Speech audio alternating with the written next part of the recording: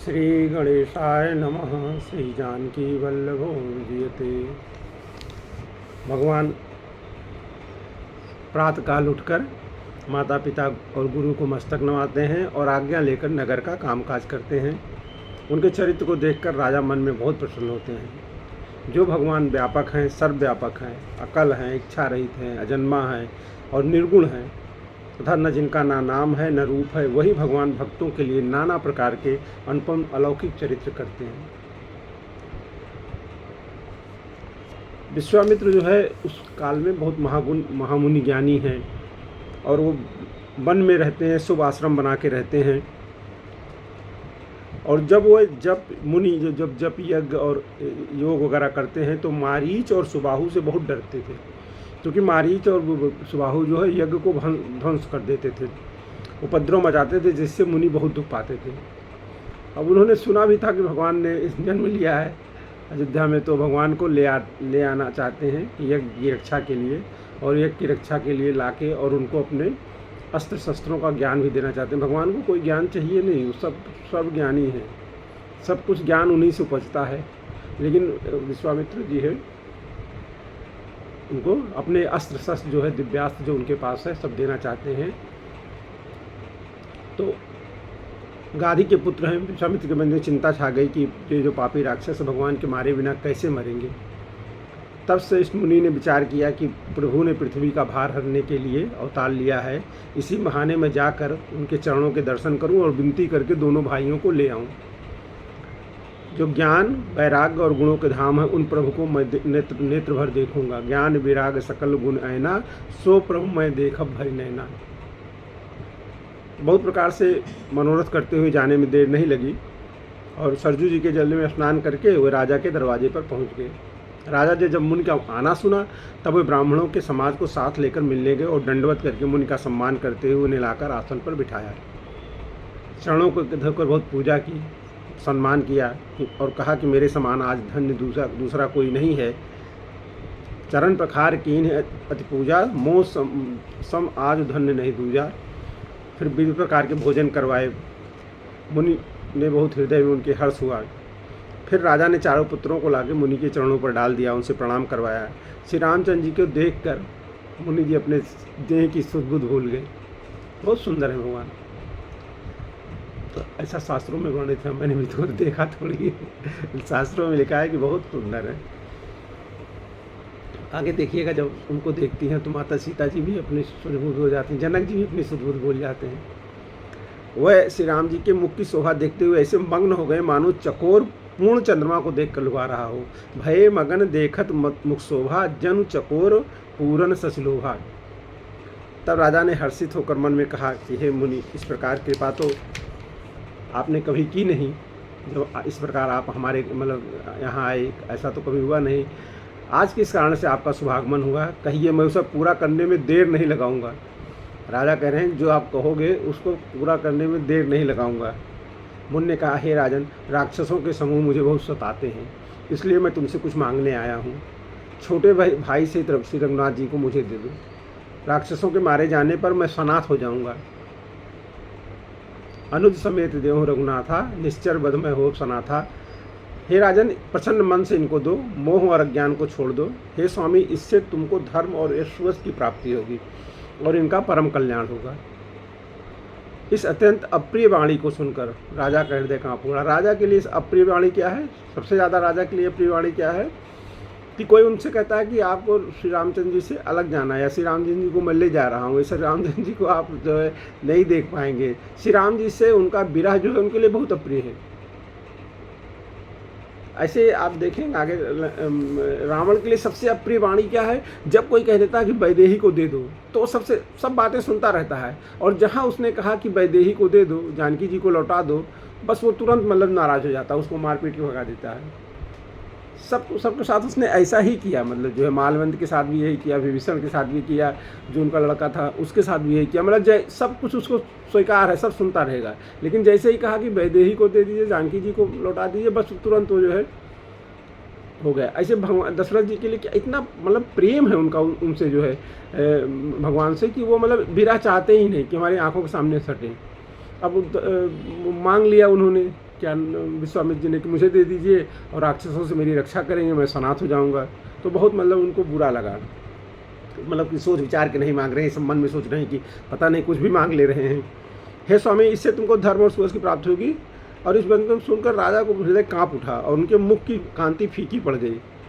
उन्होंने कहा कि हे ब्राह्मण, मैंने अभी तक मुनि थे, अभी तक जो है सम्मान कर रहे थे, मुनि थे, दंडवत कर रहे थे, अब कह रहे हे ब्राह्मण, मैंने चौथेपन में 4 पुत्र पाए। आपने विचार कर बात नहीं कही।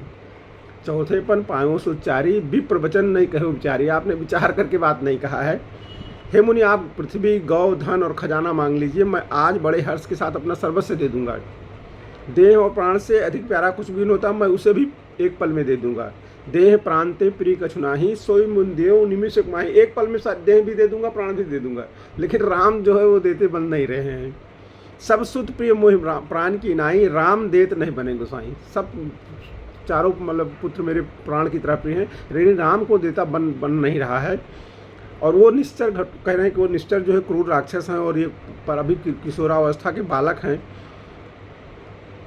प्रेम रस में सनी हुई राजा की वाणी सुनकर ज्ञानी मुनि विश्वामित्र जी के हृदय में बड़ा हर्ष हुआ कि मतलब इतना प्रेम करते हैं भगवान को दशरथ जी। तब वशिष्ठ जी ने राजा को बहुत प्रकार से समझाया। गुरु जी हैं वशिष्ठ जी, तो उन्होंने राजा को बहुत प्रकार से समझाया, जिससे राजा का संदेह नाश को प्राप्त हुआ। राजा ने बड़े ही आदर से, मतलब उनका अभी जो उनको संदेह था ना, वो अब जब उन्होंने समझाया तब वो संदेह उनका खत्म हुआ। तब वशिष्ठ बहुविध समझावा, नृप संदेह नाश कहाँ पावा। नृप जी का संदेह नाश हो गया। फिर उन्होंने, राजा ने दोनों राम और लक्ष्मण को बुलाया बड़े आदर से, हृदय से लगाकर बहुत प्रकार से उन्हें शिक्षा दी। और उन्होंने फिर कहा मुनि से कि हे नाथ, ये दोनों पुत्र मेरे प्राण हैं। हे मुनि, आप ही अब इनके पिता हैं और दूसरा कोई नहीं है। मेरे प्राण नाथ शुद्ध दो, तुम मुनि पिता आन नहीं को। तुम ही अब आप ही इनके पिता हैं। राजा ने बहुत प्रकार से आशीर्वाद देकर पुत्रों को ऋषि के हवाले कर दिया। फिर प्रभु माता के महल में गए और उनके चरणों में सिर नवाकर चले। माता के महल में गए, उनके चरणों में सिर नवाया कि भाई ऋषि मुनि विश्वामित्र जी के साथ जा रहा हूँ। पुरुषों में सिंह रूप दोनों भाई राम लक्ष्मण मुनि का भय हरने के लिए प्रसन्न होकर चले। वह कृपा के समुद्र, धीर बुद्धि और संपूर्ण विश्व के कारण के भी कारण हैं। ये समझने वाली बात है, इसको हमेशा ध्यान रखना चाहिए कि संपूर्ण विश्व के कारण के भी कारण हैं। उनका कोई कारण नहीं है, भगवान किसी कारण के कार्य नहीं है, वो नेसेसरी बीइंग है। मतलब उन्हीं से वो हैं, इसीलिए सृष्टि है। अगर वो नहीं है तो जगत ही नहीं है। जगत है इसलिए कि भगवान है, भगवान नहीं है तो जगत नहीं है। और भगवान ही जगत के रूप में ढले हुए हैं, भगवान ही जगत के रूप में भाषित हो रहे हैं। माताओं ने ज़्यादा नहीं कहा, माता के चरणों में शीश नवा के चले। वो जान रहे हैं कि राक्षसों से लड़ने जा रहे हैं ऋषि मुनि विश्वामित्र जी के साथ, लेकिन माताओं ने कोई ऑब्जेक्शन नहीं लिया, क्योंकि ज्योतिषी जी शिव जी पहले ही बता के आ गए थे कि जब ये जो है ऋषि मुनि के साथ जाएंगे जंगल में, तब इनका विवाह हो जाएगा। तो इसलिए माताओं को जो है पुत्रों के विवाह से बड़ा प्रेम रहता है कि विवाह हो जाए जल्दी से। तो वो इसलिए माताओं ने कोई जो है आपत्ति दर्ज नहीं कराई। उनको पता है पहले से कि शिव जी ज्योतिषी के रूप में गए थे। तो ऐसा मतलब लोग कहते हैं, तुलसीदास जी ने नहीं लिखा है, अन्य जगह ऐसा लिखा हुआ है कि तुलसीदास जी ने, शिव जी ने पहले बता दिया था कि जब ये दोनों लोग जाएंगे किसी ऋषि के साथ जो है वन में, तब इनका विवाह हो जाएगा।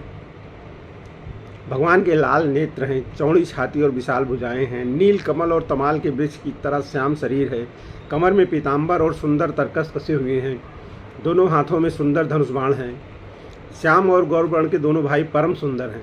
विश्वामित्र जी को महान निधि प्राप्त हो गई है, भगवान ही मिल गए हैं। वो सोच रहे हैं कि मैं जान गया कि प्रभु ब्राह्मणों के भक्त हैं। मेरे लिए भगवान ने अपने पिता को भी छोड़ दिया, भगवान ने अपने पिता को भी छोड़ दिया ब्राह्मणों के लिए, मतलब ऋषि मुनि के लिए उन्होंने अपने पिता को भी छोड़ दिया। मार्ग में चलते हुए मुनि ने ताड़का को दिखलाया। शब्द सुनते ही वो क्रोध करके दौड़ी। श्री राम जी ने एक ही बाण से उसके प्राण हल दिए। ताड़का बहुत मतलब शक्तिशाली मतलब राक्षसनी थी, कोई ऐसी वैसी राक्षसनी नहीं थी। और दीन जानकर उसको निज पद दिया। अब ये भी है कि दीन जानकर अपना निज पद भी दिया। जहाँ पहुँचने के लिए मुनि लोग तपस्या करते रहते हैं, वहाँ उस पद तक भगवान ने उनको पहुँचा दिया ताड़का को। एक ही बाण प्राण हर लीना, दीन जान निजपत दीना। मतलब एक तरफ प्राण हर लिया और दूसरी तरफ तुरंत निजपत दे दिया। ऐसा कोई कर सकता है? भगवान ही कर सकते हैं, दूसरा कौन सा कर सकता है? दूसरा कोई नहीं कर सकता ऐसा कि पहले प्राण हर लिया और फिर निजपत दे दिया। तब ऋषि विश्वामित्र ने प्रभु को मन में विद्या का भंडार समझते हुए, जब ऋषि ने देख लिया कि इन्होंने एक ही बाण में जो है ताड़का जैसी राक्षसनी को मार दिया और उसको अपना निजपत भी प्रदान कर दिया, तब उन्होंने देख लिया कि विद्या के भंडार भगवान है और ऐसी विद्या दी उनको कि जिससे भूख प्यास ना लगे और शरीर में अतुलित बल और तेज का प्रकाश हो। और सब अस्त्र समर्पण करके मुनि जो है प्रभु श्री राम जी को अपने आश्रम में ले गए। उन्होंने अपने सब अस्त्र जो थे उनको समर्पित कर दिए भगवान को और उन्हें परम हितु जानकर भक्तपूर्वक कंद मूल और फल का भोजन कराया। आयुध सर्व समर्प के प्रभु निज आश्रम आन, कंद मूल फल भोजन दीन भगत हित जान। सवेरे रघुनाथ जी ने मुनि जी से कहा कि आप निडर होकर यज्ञ करिए। ये सुनकर मुनि अपना हवन करने लगे और राम जी जो है और लक्ष्मण जी जो है वो यज्ञ की रखवाली पर रहे। यह समाचार जब सुनकर मुनियों का शत्रु जो है राक्षस मारीच अपने सहायकों को लेकर दौड़ा। राम जी ने बिना फल वाला बाण, जिसमें वो फल नहीं लगा रहा था, आगे वाला वो नहीं लगा था, बिना फल वाला बाण उसको मारा, जिससे वो 100 योजन के विस्तार के समुद्र वाले पार गिरा। भगवान जान रहे ना कभी इससे और लीला करानी है, अभी इससे काम लेना है, इसलिए मारा नहीं उसको एक बाण मारा, वो जो है 100 योजन दूर जाके समुद्र के पार गिरा। बिन फरबान राम तहि मारा, 7 योजन का सागर पारा। समुद्र के उस पार चला गया। फिर सुबाह को अग्निबाण मारा भगवान ने। इधर छोटे भाई लक्ष्मण जी ने राक्षसों की सेनाओं का संहार कर डाला। राक्षसों की जितनी सेना थी सबको मार दिया।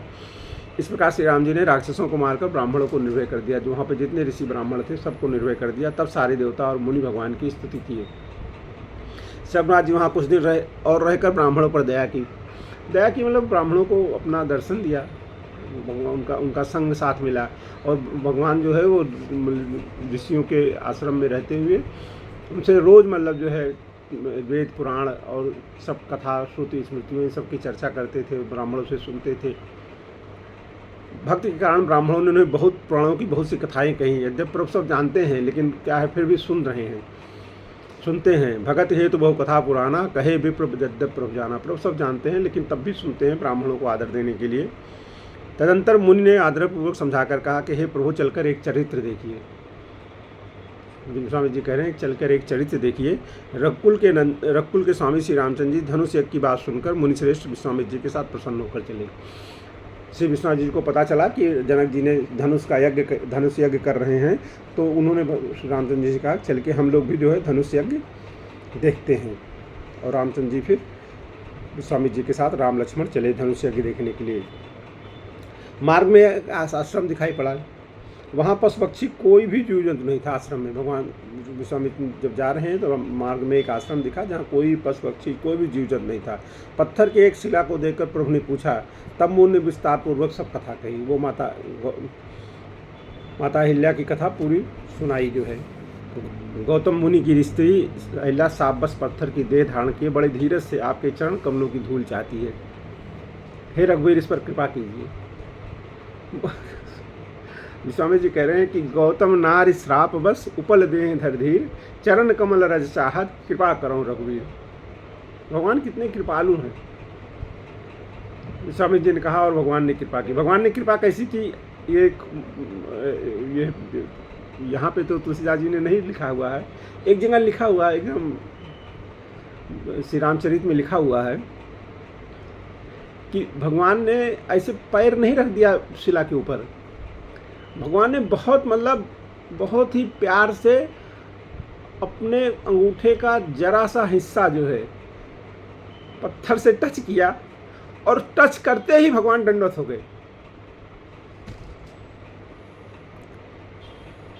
भगवान जो है जो सर्वव्यापक हैं और मतलब अजन्मा हैं, अव्यय हैं, सब प्राणियों के ईश्वर हैं, लेकिन ऐसी मतलब मर्यादा में रहते हैं कि भगवान गौतम की नारी हैं माता अहिल्या और माता हैं भगवान के लिए। भगवान ने ऐसे अंगूठा नहीं लगाया कि पूरा अंगूठा रख दिया हो पत्थर के ऊपर। भगवान ने अपने अंगूठे के से जरा सा टच किया और वो पत्थर, भगवान को मालूम है कि अभी पत्थर जो है नारी बन जाएगी, टच करते ही भगवान ने स्पर्श अंगूठे के जरा सा हिस्से से किया और वो नारी बने इसके पहले भगवान दंडवत हो गए। ऐसी मर्यादा है भगवान की।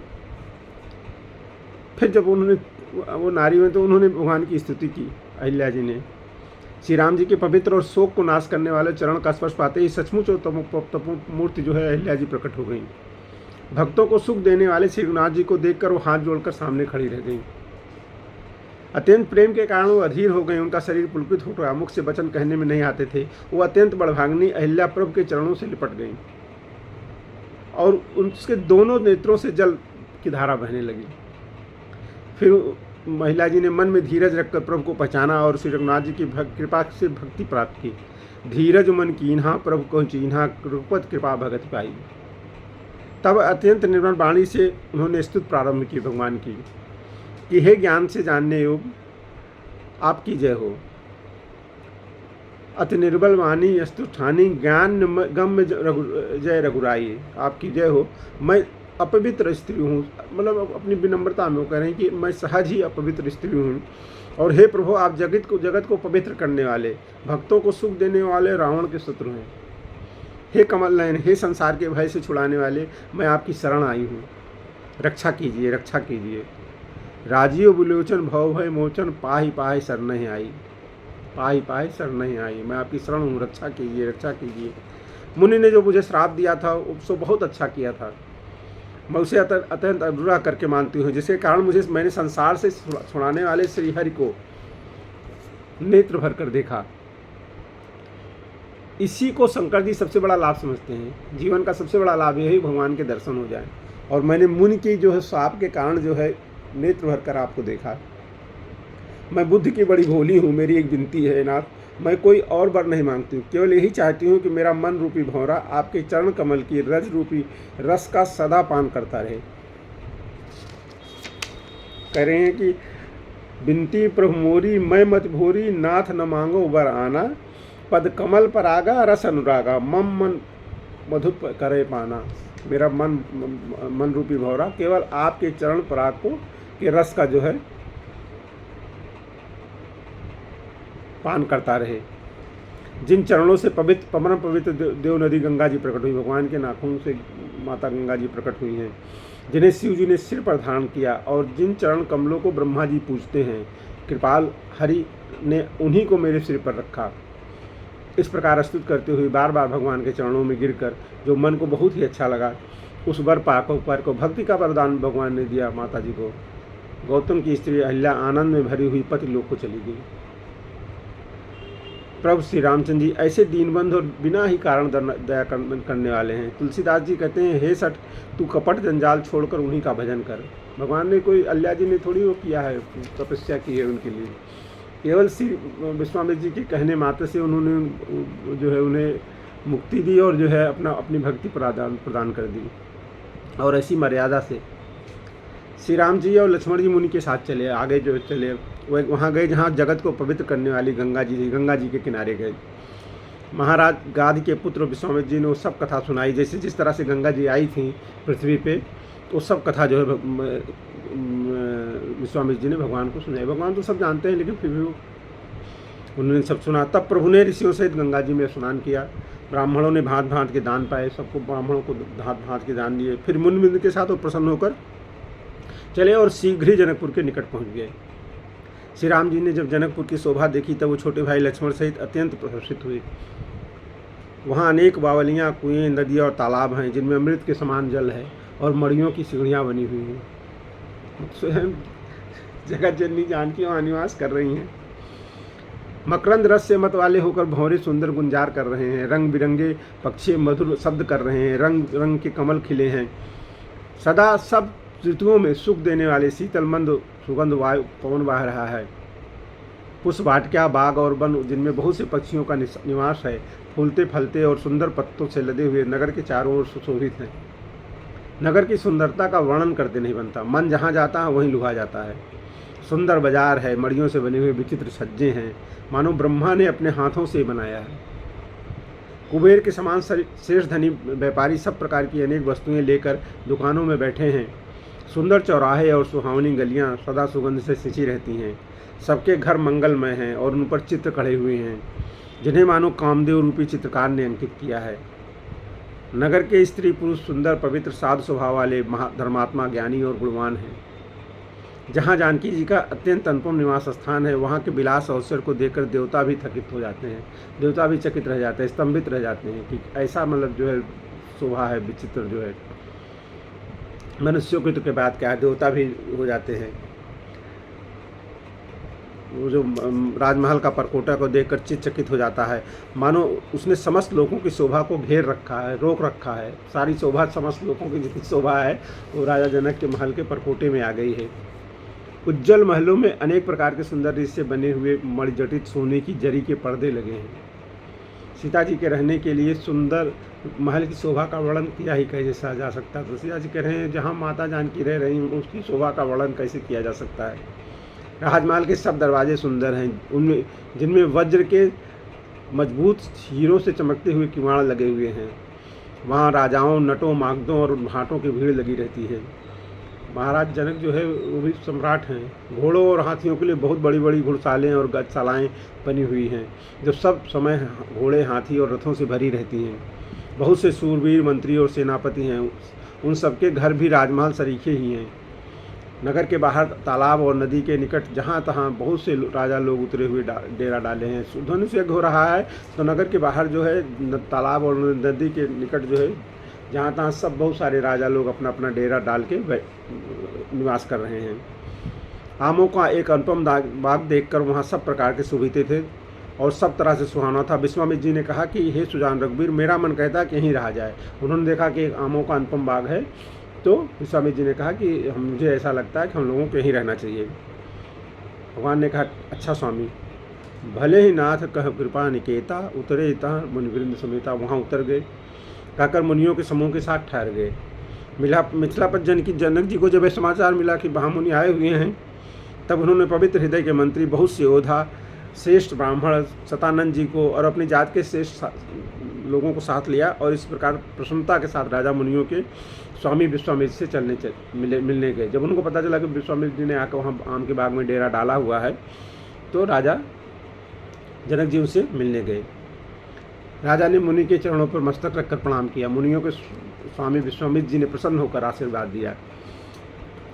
फिर सारी ब्राह्मण मंडली को आदर सहित प्रणाम किया और अपना बड़ा भाग्य जानकर राजा आनंदित हुए। बार बार कुशल प्रश्न करके विश्वामित्र जी ने राजा को बैठाया है, भाई सब कुशल तो है ना। उसी समय दोनों भाई आ पहुँचे जो फुलवारी देखने गए थे। फुलवारी देखने गए थे तो दोनों लोग उसी समय आ गए। सुकुमार अवस्था वाले श्याम और गौरवर के दोनों कुमार नेत्रों को सुख देने वाले और सारे विश्व के चित्त को चुराने वाले जब रघुनाथ जी आए, तब सभी उनको देखकर उठ खड़े हो गए। कोई जानता नहीं कभी कौन है, कोई ये जानता नहीं है कि ये दो कौन है, लेकिन उनको देखकर ही दोनों लोगों को, राम लक्ष्मण को देखकर सब लोग उठकर खड़े हो गए।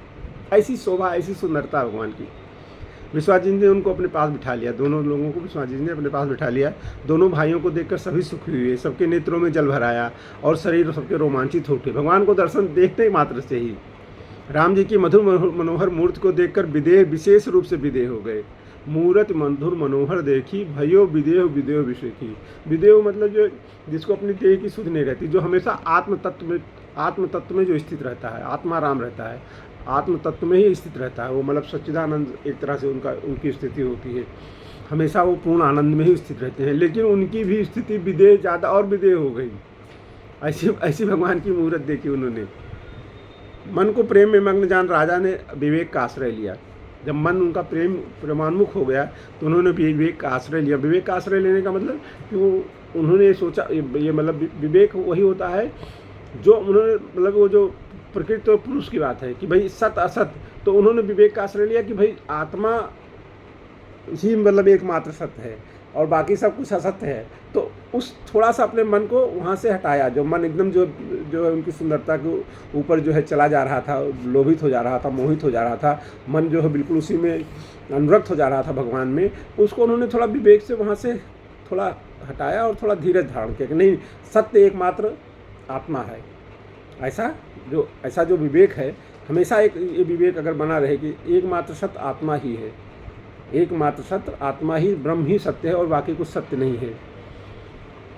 तो उन्होंने धीरज धारण किया और मुनि के चरणों में सिर नवाकर गदगद प्रेम बड़ी गंभीर वाणी से पूछा कि हे नाथ, कहिए दोनों सुंदर बालक मुनिकुल के आभूषण हैं या किसी राजवंश के पालक हैं? मतलब ये मुनि लोग हैं, किसी मुनि वंश से आते हैं या किसी राजवंश से हैं? कहो नाथ सुंदर दो बालक, मुनिकुल तिलक की निकुल पालक, ब्रह्म जो निगम नेत कह गावा, उभय वेश धर की सोयावा।